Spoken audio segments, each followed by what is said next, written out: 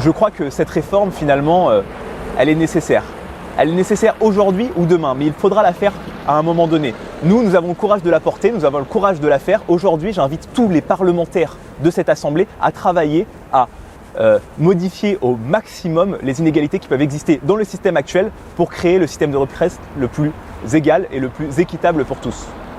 Je crois que sur cette réforme des retraites, on fait face à deux modèles politiques qui se confrontent. Le premier, des extrêmes, beaucoup, qui est de dire que vous allez trimer toute votre vie dans un travail pénible pour accéder, ils ne sont pas clairs là-dessus, mais ils essayent de vous promettre un âge de retraite à 60 ans ou après 60 ans, vous pourrez profiter de la vie. Nous, ce qu'on vous propose, c'est de pouvoir travailler de moins péniblement possible, de pouvoir accéder à un travail épanouissant et de pouvoir vous réorienter en cas de pénibilité pour ne jamais atteindre ce seuil de pénibilité et ensuite pouvoir partir avec une retraite qui soit rémunératrice et qui vous permette de profiter de votre vie de retraité.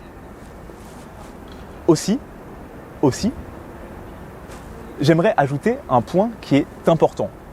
Beaucoup de confusions existent et sont portées également par nos adversaires politiques sur cette réforme des retraites. Beaucoup d'injustices, d'inégalités lui sont mises sur le dos. Il faut bien comprendre une chose, c'est que beaucoup de ces injustices existent dans le système des retraites actuel car il existe dans le marché du travail.